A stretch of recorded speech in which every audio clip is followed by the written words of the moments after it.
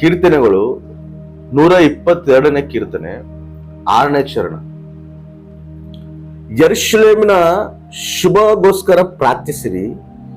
ಯೆರೂಸಲೇಮೇ, ನಿನ್ನನ್ನು ಪ್ರೀತಿಸುವವರಿಗೆ ಸೌಭಾಗ್ಯ ಉಂಟಾಗಲಿ. ಏನಂತ? ಯೆರೂಸಲೇಮು ಶುಭಕ್ಕೋಸ್ಕರ ನಾವು ಪ್ರಾರ್ಥನೆ ಮಾಡಬೇಕು. ಯಾರು ಯೆರೂಸಲೇಮನ್ನ ಪ್ರೀತಿಸ್ತಾರೋ ಅವರಿಗೆ ಸೌಭಾಗ್ಯ ಉಂಟಾಗ್ತದೆ, ದೇವರ ಆಶೀರ್ವಾದಕ್ಕೂ ಉಂಟಾಗ್ತದಂತ. ನೋಡ್ರಿ, ಯೆರೂಸಲೇಮ್ನ ಎದಕ್ಕೆ ದೇವರು ಯೆರೂಸಲೇಮ್ ಬಗ್ಗೆ ಪ್ರಾರ್ಥನೆ ಮಾಡ್ರಿ, ಯೆರೂಸಲೇಮ್ನ ಆ ಒಂದು ಶುಭ ಕೋರ್ರಿ, ಯೆರೂಸಲೇಮ್ನ ಆ ಪ್ರೀತಿಸ್ರಿ ಅಂತ ಹೇಳಿ ಹೇಳ್ತದೇನಂದ್ರೆ, ಯೆರೂಸಲೇಮು ಭಯಂಕರವಾಗಿ ಆ ಒಂದು ಹಿಂಸೆನಲ್ಲಿ ಬಂದಿರುವಂತ ಜನಾಂಗ. ಅವರು ದೇವರು ಆಶೀರ್ವಾದ ಮಾಡಿರೋ ಜನಾಂಗನೇ. ಅದೇ ರೀತಿಯಲ್ಲಿ ಅಷ್ಟೇ ವ್ಯತಿರೇಕವಾಗಿ ಹಿಂಸಿಸಲ್ಪಟ್ಟುವಂತ ಜನಾಂಗ ಕೂಡ ಯೆರೂಸಲೇಮ್ನೇ. ಈ ಭೂಮಿ ಮೇಲೆ ಜಾಸ್ತಿಯಾಗಿ ರಕ್ತ ಈ ಭೂಮಿ ಮೇಲೆ ಚಿಂತಿಸಲ್ಪಟ್ಟದಂದ್ರೆ ಅದು ಇಸ್ರಾಯೇಲ್ ಪ್ರಜೆಗಳ ರಕ್ತನೇ.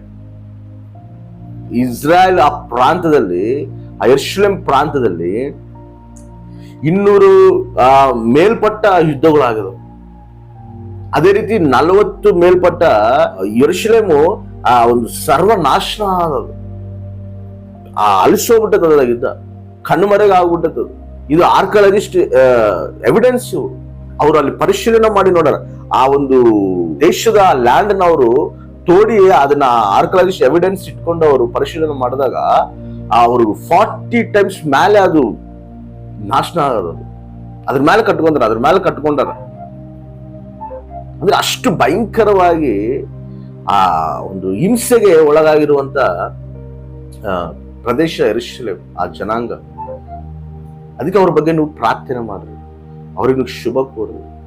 ನಿಮಗೆ ಶುಭ ಆಗ್ತದೆ, ನಿಮ್ಮನ್ನ ನಾನು ಆಶೀರ್ವದಿಸ್ತೀನಿ ಅಂತ ಹೇಳಿ ದೇವ್ರ ವಾಕ್ಯ ಹೇಳ್ತದೆ. ನಾವು ಒಂದ್ಸಲ ಅನ್ಕೊಂತೀವಿ, ನನ್ನ ಜೀವನದಲ್ಲಿ ನಾನು ಆಶೀರ್ವಾದನೇ ನೋಡ್ತಿಲ್ಲ. ಯಾರು ಎಷ್ಟೆಷ್ಟೋ ಆಶೀರ್ವಾದಗಳು ಅನುಭವಿಸ್ತಾ ಇದಾರೆ. ನನ್ನ ಜೀವನದಲ್ಲಿ ಅದಕ್ಕೆ ನಾನು ಒಂದು ಆಶೀರ್ವಾದನ ಅನುಭವಿಸ್ತಾ ಇಲ್ಲ.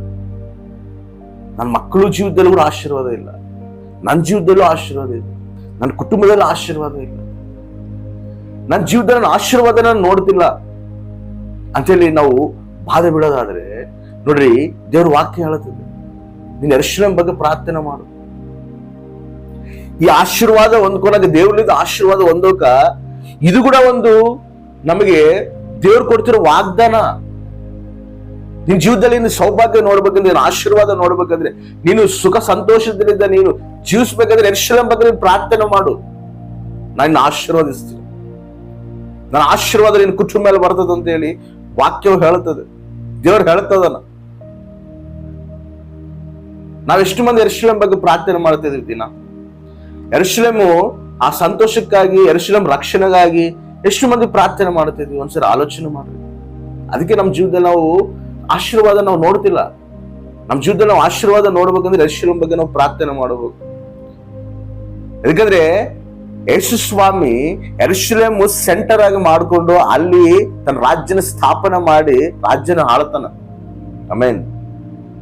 ಅದನ್ನ ಮೇನ್ ಸೆಂಟರ್ ಆಗಿ ಮಾಡ್ಕೊಂತಾನ. ದೇವ್ರ ವಾಕ್ಯ ಹೇಳ್ತದ, ಅಲ್ಲಿ ತನ್ನ ಸಿಂಹಾಸನ ಹಾಕೊಂಡು ಕುತ್ಕೊಂಡನ, ತನ್ನ ರಾಜ್ಯ ಸ್ಥಾಪನೆ ಮಾಡ್ತಾನ. ಆಲ್ರೆಡಿ ದೇವ್ರ ರಾಗಡ ಬಹು ಸಮೀಪವಾಗೈತೆ. ನಾವು ಯೆರೂಸಲೇಮ್ ಬಗ್ಗೆ ಪ್ರಾರ್ಥನೆ ಮಾಡಬಹುದು. ಯೆರೂಸಲೇಮು ಆ ಒಂದು ರಕ್ಷಣೆಗಾಗಿ ಪ್ರಾರ್ಥನೆ ಮಾಡಬಹುದು. ಅದನ್ನ ನಾವು ಮಾಡೋದಾದ್ರೆ ಪ್ರತಿದಿನ ನಮ್ಮ ಪ್ರಾರ್ಥನೆಯಲ್ಲಿ ಯೆರೂಸಲೇಮ್ ಬಗ್ಗೆ ನಾವು ಜ್ಞಾಪಕ ಮಾಡ್ಕೋಬಹುದು. ದೇವ, ಯೆರೂಸಲೇಮ್ ಆಶೀರ್ವದಿಸು, ಅಬ್ರಾಮ್ ಸಂತಾನ ಆಶೀರ್ವದಿಸು, ಅವರೆಲ್ಲ ರಕ್ಷಣೆಯಲ್ಲಿ ಬರಬೇಕು. ದೇವ, ನಿನ್ನ ಚಿತ್ತ ನೆರವೇರಬೇಕು, ನಿನ್ನ ನಾಮ ಮಹಿಮೆ ಪಡಬೇಕು. ನೀನು ಅಲ್ಲಿ ರಾಜ್ಯನ ಆಳ್ತೀನಿ ಅಂತ ಹೇಳಿಯಲ್ಲ, ಆ ಒಂದು ಯೆರೂಸಲೇಮ್ ಆಶೀರ್ವದಿಸು ದೇವ, ಅವರೆಲ್ಲ ರಕ್ಷಣೆದಲ್ಲಿ ನಡೆಸಂತೇಳಿ ನಾವು ಪ್ರಾರ್ಥನೆ ಮಾಡ್ತೇವೆ. ದೇವರ ಆಶೀರ್ವಾದ ನಮ್ಮ ಆಶೀರ್ವಾದ ನಾವು ನೋಡ್ತೀವಿ. ನಮ್ಮ ಜೀವನದಲ್ಲಿ ನಾವು ಆಶೀರ್ವಾದ ನೋಡ್ಬೇಕಂದ್ರೆ ಯೆರೂಸಲೇಮ್ ಬಗ್ಗೆ ಪ್ರಾರ್ಥನೆ ಮಾಡ್ರಿ. ನೀವು ಮಾಡ್ರಿ, 1 ತಿಂಗಳು ಯೆರೂಸಲೇಮ್ ಬಗ್ಗೆ ನೀವು ಪ್ರಾರ್ಥನೆ ಮಾಡ್ರಿ, ನೋಡ್ರಿ, ನಿಮ್ ಜೀವನದಲ್ಲಿ ಆಶೀರ್ವಾದ.